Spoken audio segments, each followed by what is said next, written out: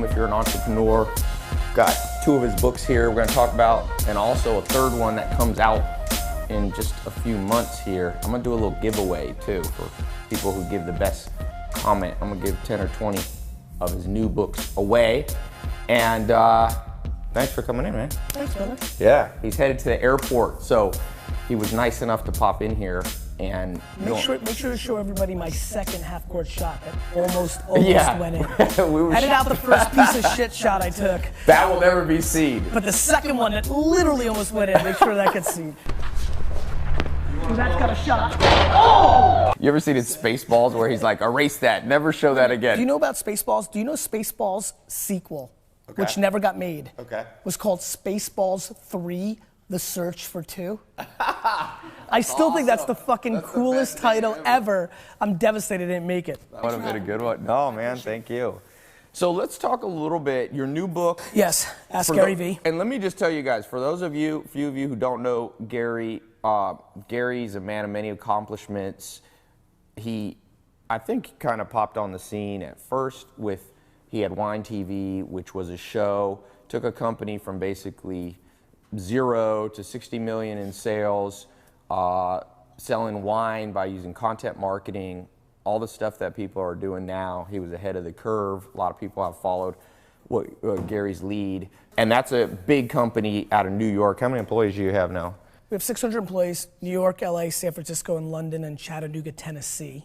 Awesome. Tennessee. Tennessee. Don't sleep. Yeah, you don't know, sleep, you know don't one sleep on Nougat. You know one of our buddies who says, who's like, yeah, I'm always bringing Gary down here. I'm telling him this is the new internet. This is the new San Diego. Yeah, he's Ted. such a great guy. He's also a guy. I love Ted. Yeah. I just brought him up to New York for a big pitch for GE. Oh yeah. VaynerMedia mainly works with Toyota, Pepsi. Right, big brands. Big huge brands. Yep. We do all the content marketing and the paid execution for social for them. So I brought Ted up for a big meeting with GE CMO. He was super pumped. It was a great meeting. She's amazing, so it was a lot of fun. Awesome, yeah. CNBC, actually he's gonna make it. CNBC's got a new show called Follow the Leader. Okay. Where they like basically what I do on my daily V vlog on YouTube. Yep. And Ted's gonna be in the episode because that's the main part of the whole episode, pitching GE. So. Super smart guy, sold a company for hundreds of millions of dollars, and now has become a yeah. Text him, tell him.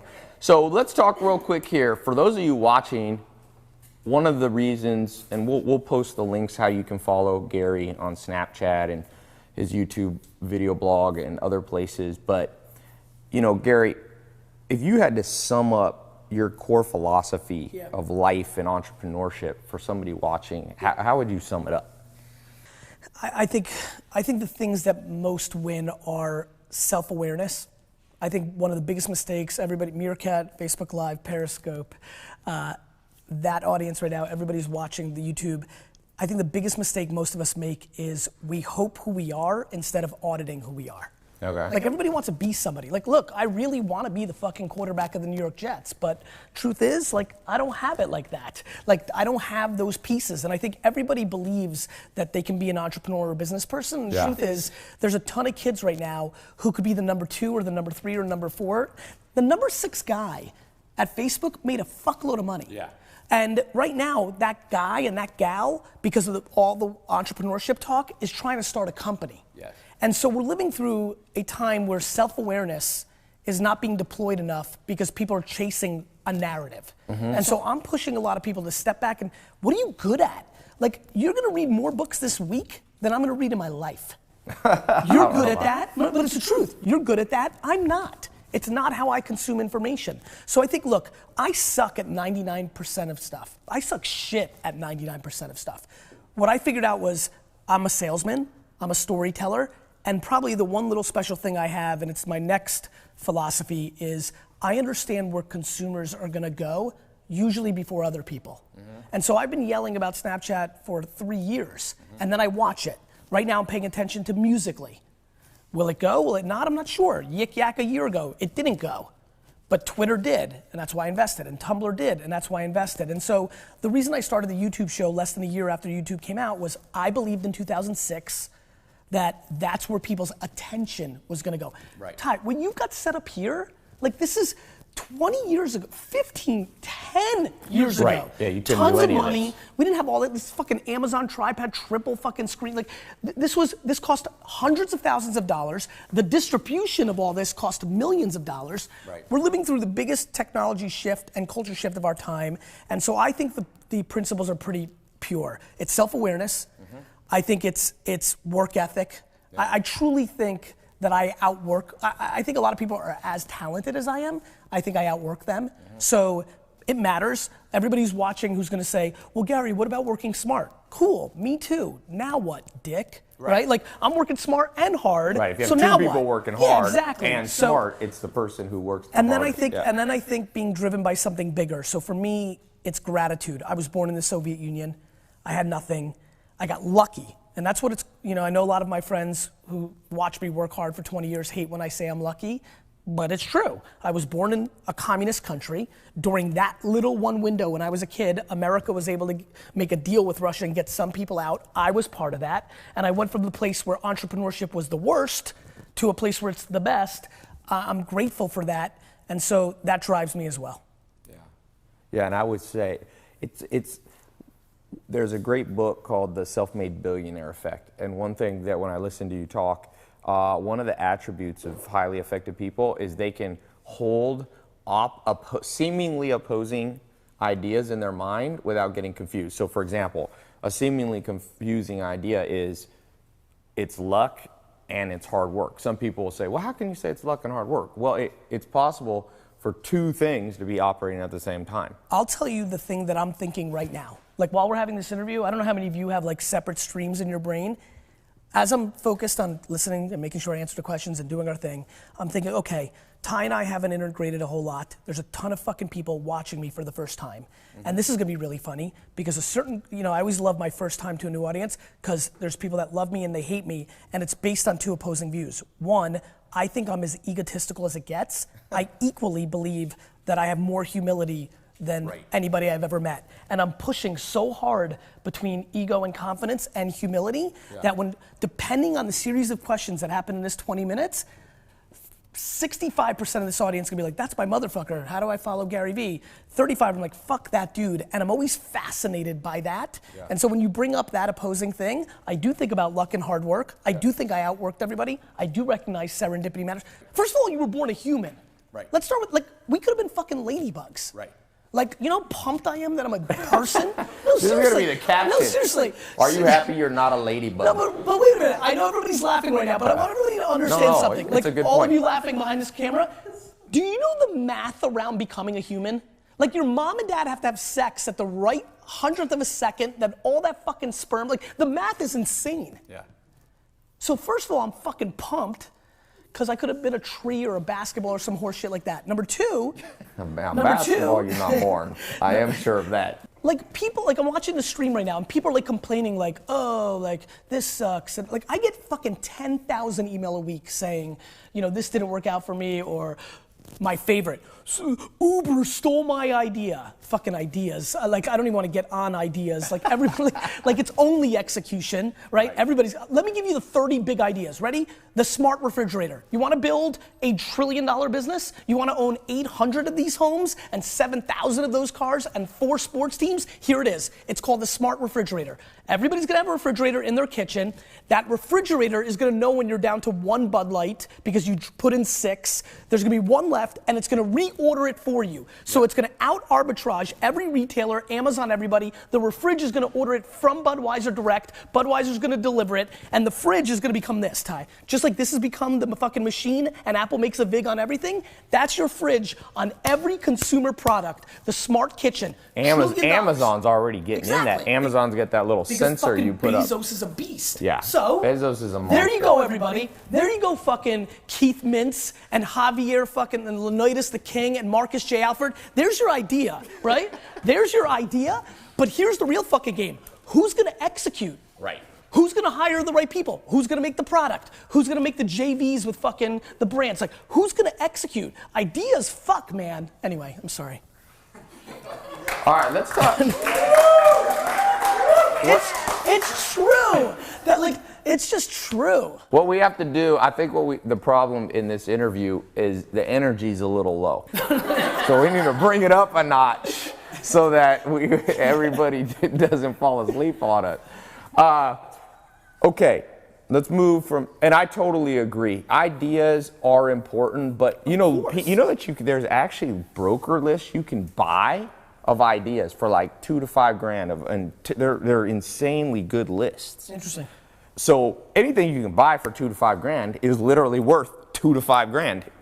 But a company that you built that runs the smart refrigerator or personalized medicine is another big one. You can't buy these; they haven't been created. Therefore, like Elon Musk said, I've gotten to hang out. This is my third time with Elon Musk, and one of my favorite Elon Musk quote. He says, "You get paid in proportion to the difficulty of the problem you solve." So a lot of people are out there like, hey, I solved the problem, how to walk to my refrigerator. Well, everybody knows how to do that. You have to solve a problem, and therefore, your income is going to be directly proportional. Solve a small problem, know how to hand somebody a burger at McDonald's, they'll pay you minimum wage. Put someone on Mars in a rocket ship like Jeff Bezos' Blue Origin or Elon Musk's SpaceX, they're going to pay you a lot of money. I would add something to that for everybody listening at home, because that's right. And then everybody who's watching right now is thinking what I'm thinking, which is like, fuck, that sucks, because I'm not talented enough to solve a big time problem. Because big time problems take real brain power. I will say the other thing, and I'm sure you're going to agree with this watching from afar, there's also reverse engineering the demand of the marketplace, right? So for example, guys like pretty girls. Pretty girls are able to make a lot of money because they're pretty and there's demand. And so demand in marketplace behavior is very important. Yeah. I think one of the ways to, if you don't think that you can figure out how to build a tunnel underground and get me from LA to New York in a minute, then the other thing to really take a step back, this is back to self-awareness. For everybody who's watching right now, if you're like, shit, that's great, but I'm not a fucking math genius like Elon Musk, the thing that you might be able to do, and I do think this is a talent, I think this is my talent, pay attention to what people care about and reverse engineer it. For example, Uber. What does Uber sell? Uber sells time. Right. Uber doesn't sell transportation. Uber sells time. Everybody here, no matter their income level, cares about time because we now live in a 24/7 world. So if you make that your religion of a market that matters, building products and services that buy time and sell it back to people is probably, in my opinion, the quickest path to real financial success in the next decade for the average to above average operator and thinker, because it's going to be such a big space. Yeah, totally agree. And the thing about that, in terms of how much talent, Warren Buffett says if you have over 130 IQ, you can sell a lot of it. You don't need it. The average self-made millionaire is 125, 130 IQ, which is sharp, but not. So if you're watching this, if you're figuring out how to do Facebook Live and YouTube, you're probably already at that sharp enough level. What really differentiates you are some of the things you said. Pattern recognition. Can you see patterns? Mark Cuban told me, he said, I've always been able to see around corners before other people. He recognized a pattern, can see around that corner. So that's an important thing. I say you got to know the language of money. I talk a lot about that. You go to China, you don't have an interpreter, you're going to be lost. In the game of making money, you need to understand what debentures are. And, people go, oh, that's a lot of syllables, debentures, And I say, well, do you know Kim Kardashian? Because Kardashian, this is 4 syllables. And so we live in a society where people know big words. People are much sharper. IQs have gone up. It's a myth that we're getting dumber. You know why? But we're not using it in the right way. IQ's been commoditized. Right. What do you want to know? Who's the 19th president of all the United States? This old fucker. What's this?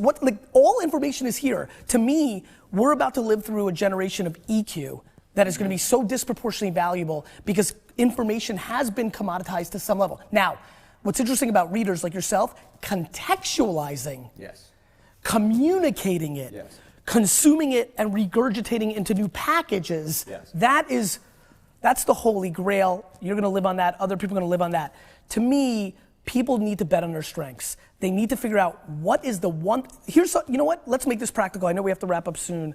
Forget about the promotion of the book, I wanna get this off. Find the 5 people that are closest to you in the world. Brother, sister, your homie that you grew up with. Spend a week, not 5 minutes, spend a week making them feel safe.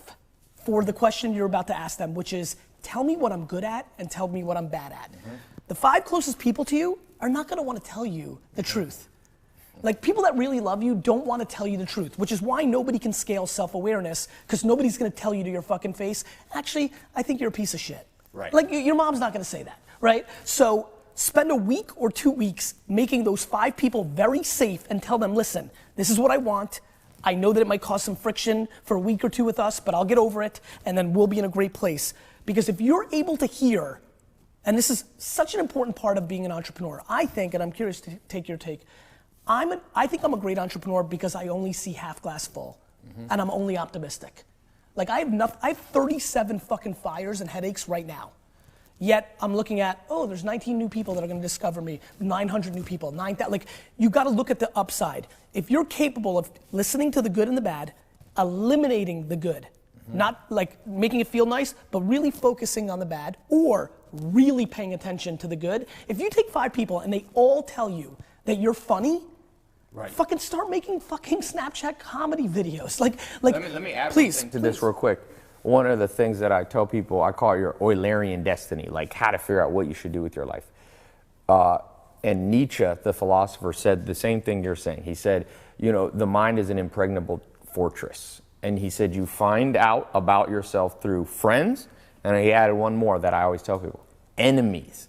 What your enemy, you know, I once had a guy that didn't like me, a business guy. We were going to do a deal and it fell through for whatever reason. And he said to me, he said, Tai, I don't like you. I don't like that dude, but he knows how to read. And so he gave me that.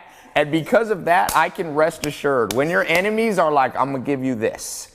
That's when you know that's some Tai, advantage you have. That's funny you said that. And I'm gonna miss my flight, and I don't give a fuck because I gotta say this. No, we're gonna Listen, get don't you worry, on your don't worry. flight. Matt, I hope you're not watching. We're sending Beverly Hills cops in front of you to just clear the way.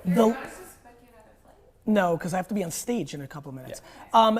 I'll make it though. I'll run. I read every one of my Amazon negative reviews. Yep. All of them, 3 times. Yeah. I hate when people say people are trolls and doing all the, like anybody talking negative online. You know, my fans come in and they want to fight. I reread it 4 times. To me, understanding how people consume you and respecting the market needs to trump your own self. For me, the meritocracy of the end user is more important to me than my own self needs. And that's how I reverse engineer. The way I've evolved in my career has been predicated. I'm thrilled for my haters and trolls because they give me context and have allowed me to understand that I was a contradiction. 10 years ago, when you say that comment, opposing views, it would have flew over my head. Yeah. Now I've lived it. Yeah. Now I get it. Look, if the first time you ever saw me, I go on stage and I say, you all suck and I'm the best, you know, I get it.